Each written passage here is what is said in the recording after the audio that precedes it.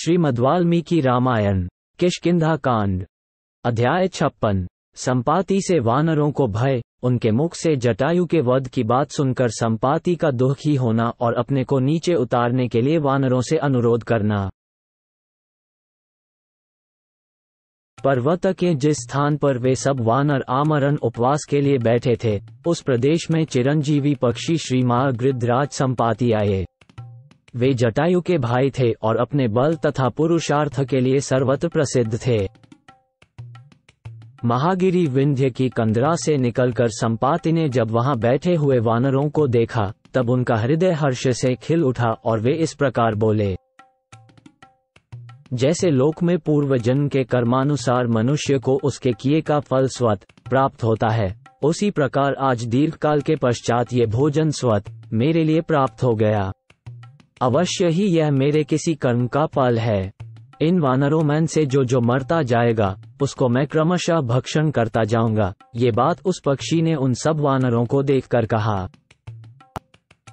भोजन पर लुभाए हुए उस पक्षी का यह वचन सुनकर अंगद को बड़ा दुख हुआ और वे हनुमान जी से बोले, देखिए, सीता के निमित्त से वानरों को विपत्ति में डालने के लिए साक्षात सूर्यपुत्र यम इस देश में आ पहुंचे। हम लोगों ने न तो श्री रामचंद्र जी का कार्य किया और न राजा की आज्ञा का पालन ही। इसी बीच वानरों पर यह सहसा अज्ञात विपत्ति आ पड़ी।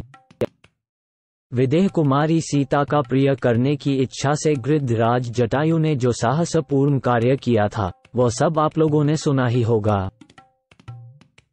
समस्त प्राणी, वे पशु पक्षियों की योनि में ही क्यों न उत्पन्न हुए हों, हमारी तरह प्राण देकर भी श्री रामचंद्र जी का प्रिय कार्य करते हैं। शिष्ट पुरुष स्नेह और करुणा के वशीभूत हो एक दूसरे का उपकार करते हैं। अतः आप लोग भी श्री राम के उपकार के लिए स्वयं ही अपने शरीर का परित्याग करें। धर्मज्ञ जटायु ने ही श्री राम का प्रिय किया है। हम लोग श्री रघुनाथ जी के लिए अपने जीवन का मोह छोड़कर परिश्रम करते हुए इस दुर्गम वन में आए, किंतु मिथिलेश कुमारी का दर्शन न कर सके। गृध्रराज जटायु ही सुखी हैं, जो युद्ध में रावण के हाथ से मारे गए और परम गति को प्राप्त हुए। वे सुग्रीव के भय से मुक्त हैं।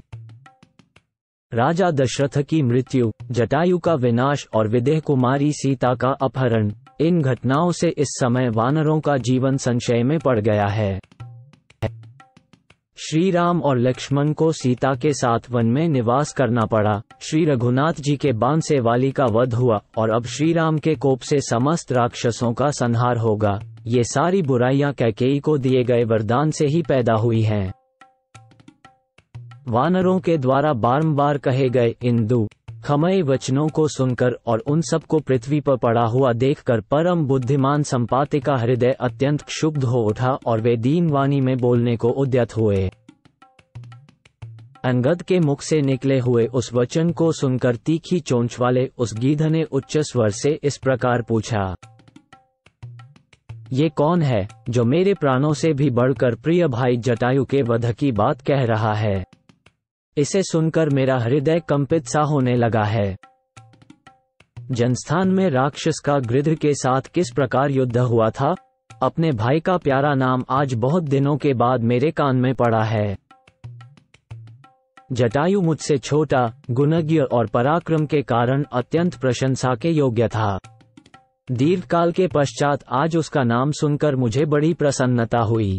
मैं चाहता हूं कि पर्वत के इस दुर्गम स्थान से आप लोग मुझे नीचे उतार दें।